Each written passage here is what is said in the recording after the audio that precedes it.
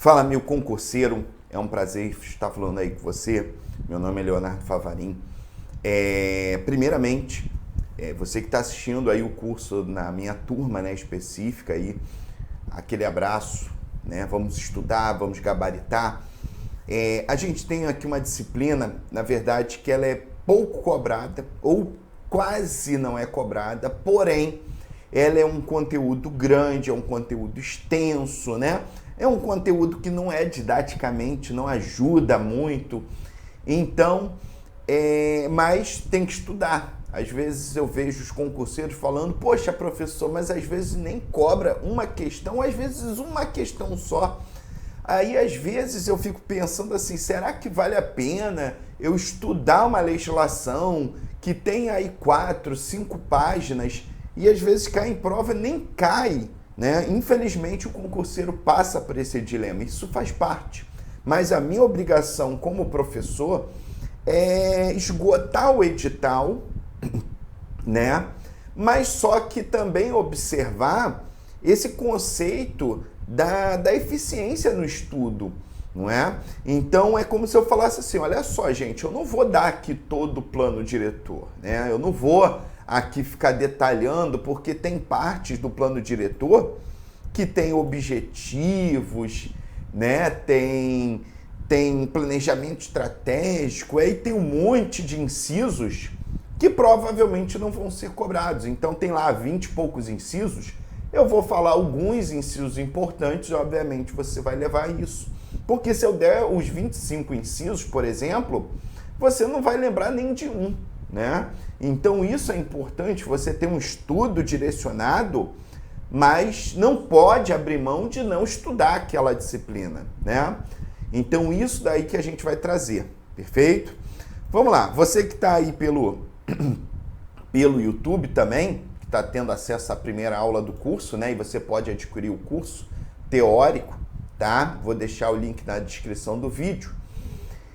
E também fazer a inscrição no canal, tá? Fazendo a inscrição no canal e ser membro do canal também dá direito a acessar as outras aulas do plano aqui, diretor do município de Niterói, tá?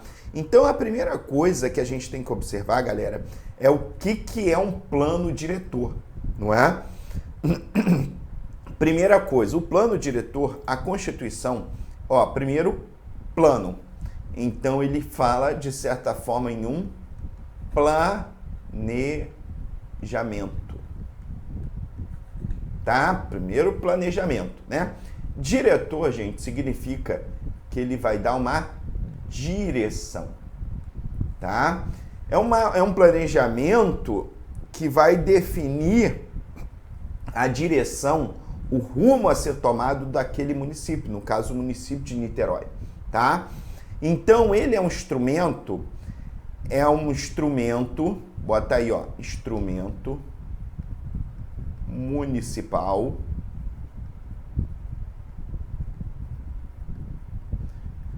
para definir o planejamento do desenvolvimento da cidade e o aproveitamento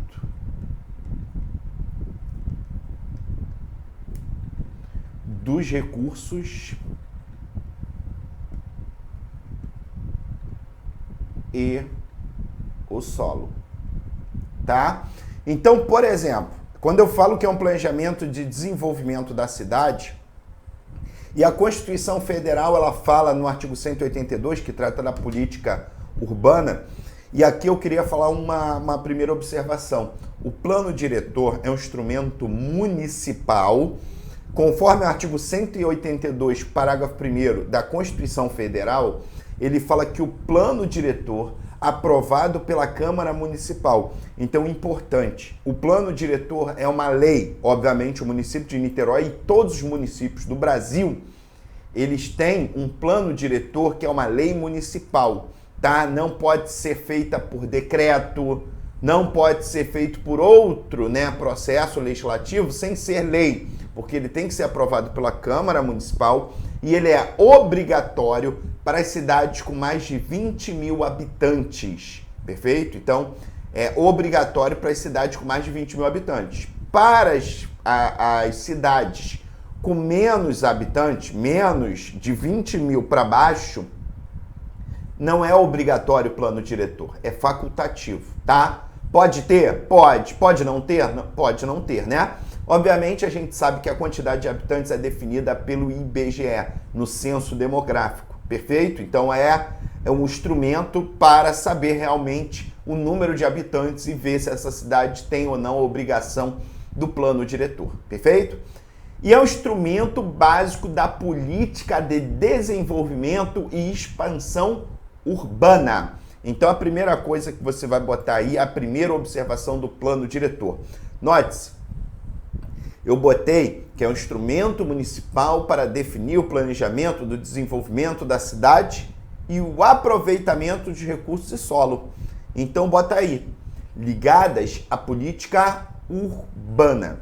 O município não aplica-se para a política rural nem reforma agrária. Cuidado com isso na hora da prova. Isso daí é uma pergunta, às vezes, básica, mas tem que tomar cuidado. Por quê, gente? Porque quando a gente estiver falando de política agrícola, fundiária, reforma agrária, a gente pega o artigo 184 e vê: compete à União desapropriar por interesse social para fins de reforma agrária o imóvel rural, tá? Que não esteja cumprindo a sua função social. Então, cuidado com isso, perfeito? E aí, eu quero também pegar o Estatuto da Cidade, né? Então, olha aqui, o artigo 1º, vem para o conceito aqui, ó. O Plano Diretor de Niterói é um instrumento básico da política de desenvolvimento urbano, determinante para todos os agentes públicos e privados que atuem em seu território em conformidade que dispõe o Estatuto da Cidade, a Lei 10.257, né? E a Lei Orgânica do Município de Niterói, tá? O Plano Diretor de Niterói tem abrangência sobre todo o município e compreende suas regiões de planejamento, seus bairros delimitados no mapa 1 da presente lei. Obviamente, a gente tem as regiões, os bairros, né, de Niterói. Então, isso daí, eu não botei aqui o mapa, eu acho até que não precisa colocar aqui o mapa com os bairros, né, Santo Antônio, Itaipu, Itacoatiara, Cambuinha, não preciso botar aqui, ficar definindo os bairros e separação de regiões, aqui não entro nesse mérito, mas em relação às macro-regiões, as macro-áreas, eu coloquei, tá? O plano diretor, conforme eu falei, obviamente ele trata exatamente dessa parte da política urbana, do desenvolvimento, da capacidade do município em cuidar dos seus recursos, sejam eles naturais, a proteção, a recuperação ambiental, a política de solo, a política de construção, a política de desapropriação, não é? Então tudo isso daí tem as regras específicas. O artigo 4º fala que o plano diretor deve se articular com o planejamento metropolitano, tá? E seus objetivos, diretrizes e propriedades devem ser respeitados pelos seguintes planos e normas. Obviamente, o plano diretor ele serve exatamente nessa parte da política pública, em definir outras regras, outras legislações, obviamente as leis orçamentárias, né? Não adianta você pensar num plano diretor, num planejamento, desenvolvimento e a criação, né, e recuperação ambiental se não tem dinheiro para isso, não é? Então, primeiro plano plurianual, que é a PPA, Lei de Diretrizes Orçamentárias, LDO, e Lei Orçamentária Anual, a LOA, né? Então, as leis orçamentárias, elas têm que estar de acordo com as diretrizes e prioridades que são definidos no plano diretor. Lei de parcelamento, uso e ocupação do solo, planos urbanísticos das regiões, planos setoriais de política urbana ambiental e demais normas correlatas. Então, claro, obviamente, a gente sabe que temos lei de parcelamento do solo, leis ligadas à urbanização, né? Então, essas leis, obviamente, elas têm que estar ligadas ao plano diretor, perfeito? Tanto é que debatem, falando até que a lei do plano diretor, ela não é meramente só uma lei, ela é uma lei, na verdade, constitucional. Olha que interessante, né? Porque a gente tem a Constituição falando de forma bem clara o plano diretor, perfeito? Tanto é que o artigo 40, parágrafo 1º, lá na lei do Estatuto da Cidade, fala que o plano diretor é parte integrante do processo de planejamento municipal, devendo o plano plurianual, as leis de diretrizes orçamentárias e a lei de orçamento anual incorporar as diretrizes e propriedades nelas contidas, tá? Então isso é importante, perfeito? E aí pode vir também uma perguntinha na hora da tua prova, falando assim, olha só, beleza, o plano diretor é essencial para o município, mas pode ficar uma parte do município sem a atuação no plano diretor, né? Então, por exemplo, aquele bairro lá de Itacoatiara, ele é maravilhoso, né? Tal, ele é espetacular, então não precisa ali o plano diretor nele. Então, é proibido, tá? Todo município é enquadrado no plano diretor, não existe ressalva, perfeito? E aqui, ó, o plano diretor deve ser avaliado a cada 5 anos. Então é importante você frisar que o nosso plano diretor aqui do município de Niterói, ele foi criado em 2019, aprovado pela Câmara Municipal. Então em 2024, provavelmente ele vai ser alterado para alguma coisa, né? Então o plano diretor deve ser avaliado a cada 5 anos com a participação dos órgãos colegiados de política urbana municipal, né? Então a gente tem os conselhos, que são órgãos colegiados que tratam de toda essa parte, né? E obviamente a gente sabe que quando a gente fala em plano diretor, vai pegar vários assuntos, os assuntos urbanísticos, arquitetura, desenvolvimento da cidade, acessibilidade da cidade, tudo isso daí tem que estar envolvido, tá?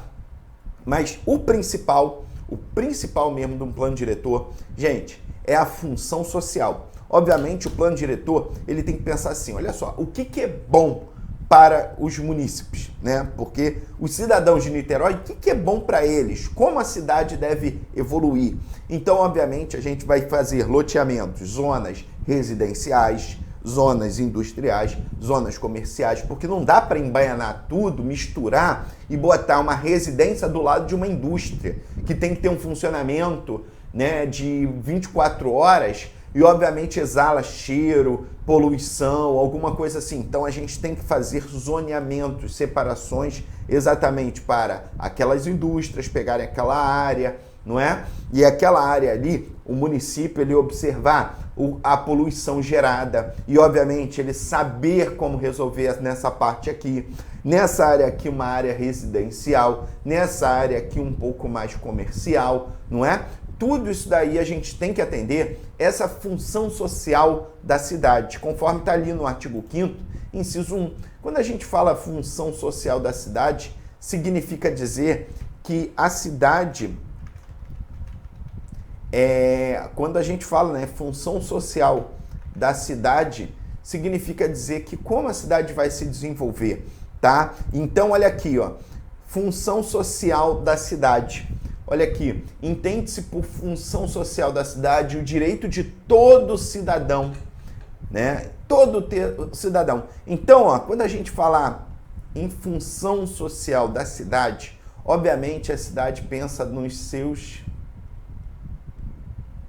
cidadãos, né?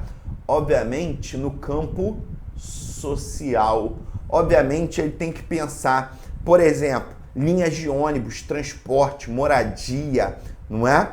Então isso daqui é importante. Olha aqui, ó. Entende-se por função social da cidade o direito de todo cidadão ter acesso à moradia, transporte público, saneamento básico, energia elétrica, iluminação pública, saúde, educação, segurança, cultura, lazer, recreação e a preservação, proteção e recuperação do patrimônio ambiental, arquitetônico e cultural da cidade. Perfeito?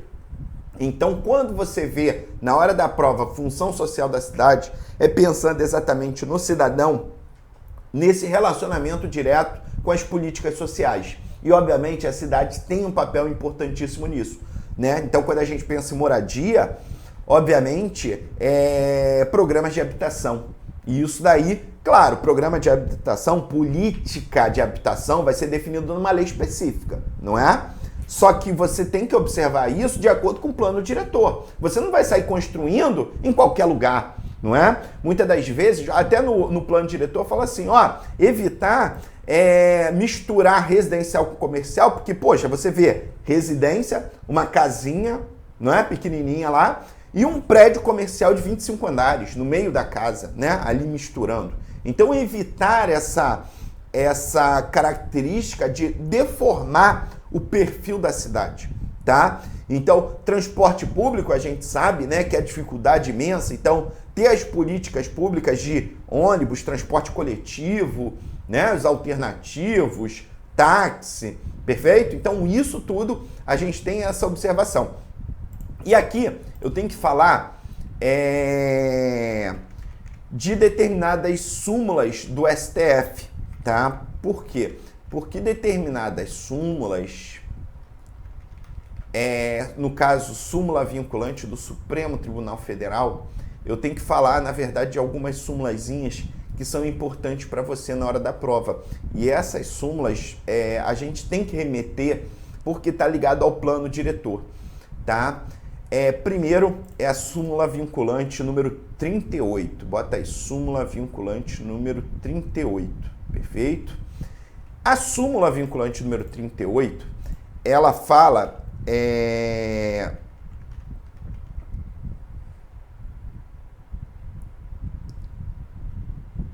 dos horários, né? Determinados horários de atividade, tá? Então, a súmula vinculante número 38, ela fala assim, compete ao município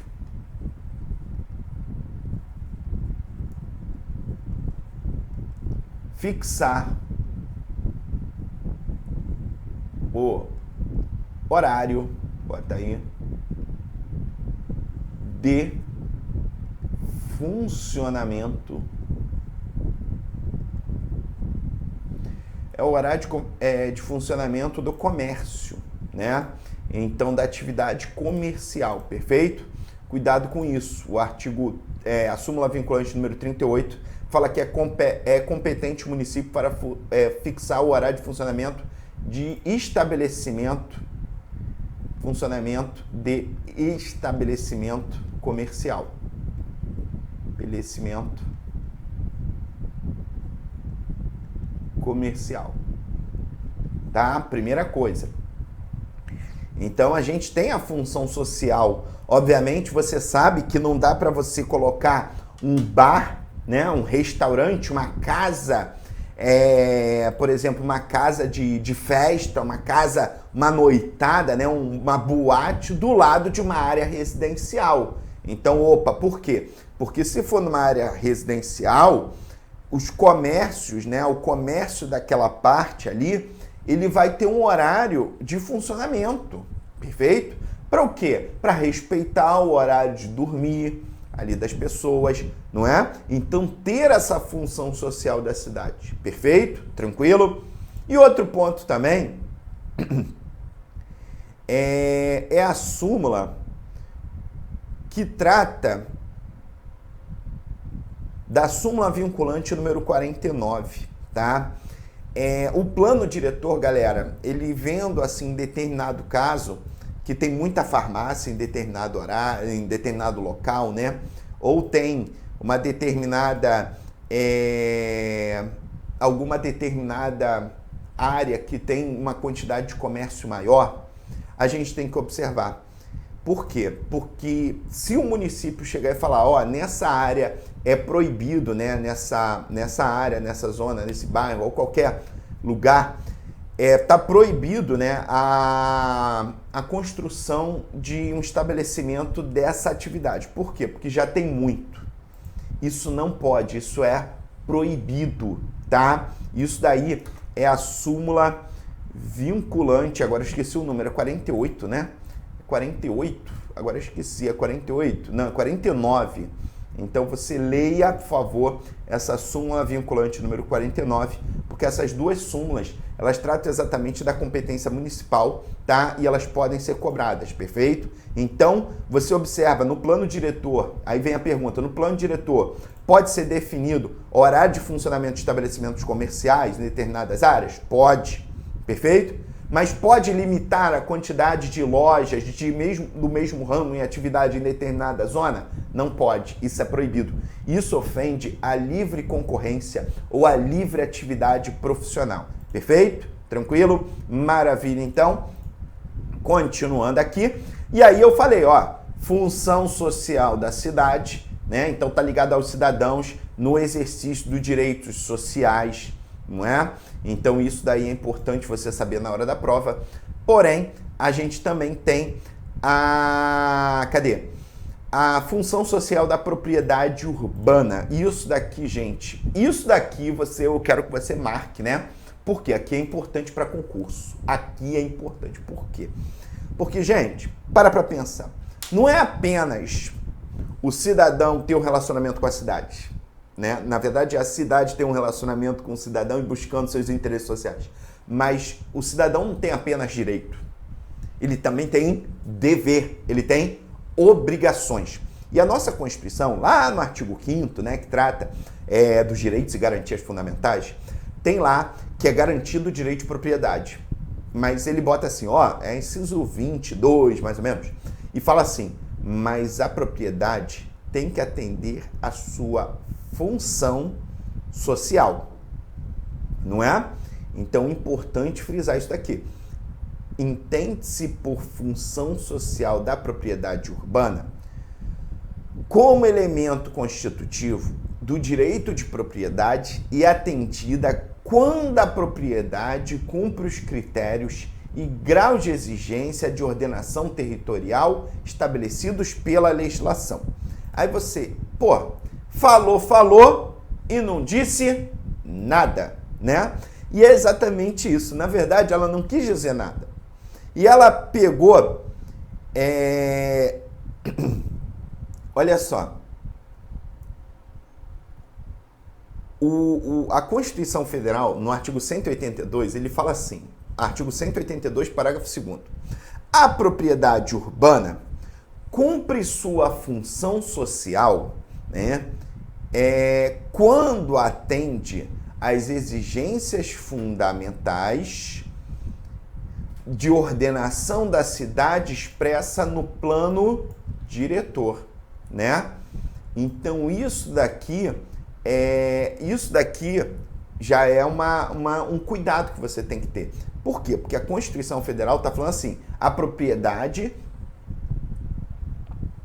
vai atender, ela cumpre o seu papel, né, a função social, quando ela cumpre a exigência que está estabelecida no plano diretor, não é? No artigo 6º, fala da função social da propriedade. E o exercício do direito de propriedade dos bens imóveis atenderá a sua função social quando condicionado, aí você vai ver, ó, tudo está jogando para o lado. O exercício do direito de propriedade dos bens imóveis, né, apartamentos, casas, atenderá a sua função social quando condicionado às funções sociais da cidade às exigências desta lei, subordinando-se direitos decorrentes da propriedade individual aos interesses da coletividade, subordinando-se os direitos decorrentes da propriedade individual aos interesses da sociedade. Significa dizer o quê? Que olha só, ele está falando assim, a gente tem o direito individual da propriedade, só que ele está colidindo com o interesse coletivo, perfeito? E aí vem artigo 7º, olha aqui. Para cumprir a sua função social, a propriedade deve atender simultaneamente, no mínimo, as seguintes exigências. Então, esse artigo 7º, ele está falando assim, olha só, já que a propriedade tem que atender a função social e, obviamente, a gente tem requisitos mínimos, né? Esses requisitos, que é o inciso 1, 2 e 3, vai falar assim, primeiro, a gente sempre tem que ter o aproveitamento, né? A busca da melhor eficiência. Obviamente, não apenas para você, mas também para os outros, perfeito? Isso é a função social. Então, inciso 1, o aproveitamento e utilização das para atividades inerentes ao cumprimento das funções sociais da cidade e intensidade compatível com a capacidade de atendimento dos equipamentos e serviços públicos, né? Então, obviamente, tem que estar de acordo com a prestação de serviços públicos, né? Toda essa característica. Segundo, aproveitamento e utilização compatíveis com a preservação da qualidade do meio ambiente e do patrimônio cultural, né? Aproveitamento e utilização compatíveis com a segurança, saúde de seus usuários e da vizinhança, né? Então, obviamente, você tem o aproveitamento e utilização que tem que ser compatível com a capacidade de atendimento dos equipamentos e serviços públicos, também compatíveis com a preservação da qualidade do meio ambiente e do patrimônio cultural e compatíveis com a segurança e saúde dos usuários e da vizinhança, tá? O município, por interesse público, usará os instrumentos previstos nesta lei para assegurar o cumprimento da função social da propriedade. Perfeito? Então, olha aqui. Vamos pegar, ó, inciso 2, função social da propriedade urbana. Entende-se como função social da propriedade urbana, como elemento constitutivo do direito de propriedade, é atendida quando a propriedade cumpre os critérios e graus de exigência de ordenação territorial estabelecidos pela legislação, tá? Então você lembre-se na hora da prova que cumpre a função social, o bem imóvel, quando tem o aproveitamento e utilização, né? Seja ligado à segurança, à saúde, à vizinhança, seja direcionamento ligado tanto ao aproveitamento e utilização, preservação do meio ambiente, patrimônio cultural, né? E a capacidade e a intensidade dos equipamentos e ligados a serviço público, tá? Então isso é cumprir o papel, a função social da propriedade. Perfeito? Tranquilo? Maravilha, galera. Foi, tá? E além disso, a gente tem ainda aqui, ó, a equidade e inclusão social e territorial. E aqui eu vou ler para vocês, para a gente fechar esse bloco, né? Que, obviamente, a gente tem a garantia da justiça social, perfeito? A partir da redução da vulnerabilidade urbana e das desigualdades sociais entre os grupos populacionais e entre os bairros do município de Niterói. Obviamente, o plano diretor, ele não apenas busca uma função social da cidade, mas também criar essas desigualdades regionais que ocorrem, não é? Então a gente tem que buscar isso fazendo um pleno desenvolvimento de todo o município, perfeito? Também a gente tem aqui o direito à cidade. É interessante, né? Entende-se por direito à cidade o processo da universalização do acesso aos benefícios e às comodidades da vida urbana por parte de todos os cidadãos. Quantas vezes a gente não viu e falou assim, caramba, para eu pedir um determinado benefício, né? Um benefício por ser um cidadão do município de Niterói, eu tenho que ir até o centro, para a região lá do centro de Niterói, não é? Às vezes você escuta falar isso, né? Poxa, eu tenho que me deslocar daqui do bairro tal e até pegar uns 2 ônibus para chegar em determinado lugar. Então, quando a gente fala isso, a gente está falando de direito à cidade. A gente tem que buscar atender todos os cidadãos ali de universalização de acesso ao benefício, tá? E, obviamente, direito ao meio ambiente ecologicamente equilibrado, ele busca qualidade de vida, o sistema ambiental natural, o sistema marinho, o sistema urbano, né? Então, tudo isso daqui é o meio ambiente, isso daqui é o mais fácil, isso daqui é o conceito que não cai em prova, tá? E gestão democrática, gente, não é apenas o prefeito e a Câmara, tá? É ter associações, representações, perfeito? No planejamento da cidade, avaliação dos planos, programas. Então a gente fala em órgãos colegiados, comissões, não é? Então essa daí é exatamente a gestão democrática, porque senão só o prefeito praticando os atos, ele vai ser muito monocrático, não é? Então, tem que ouvir a população, tem que ouvir a sociedade, perfeito? Tranquilo? Então, falamos nesse bloco aqui, pegamos algumas partes, né, do plano diretor, conceitos básicos, os princípios também são muito cobrados e, obviamente, começamos a falar da função social da propriedade urbana.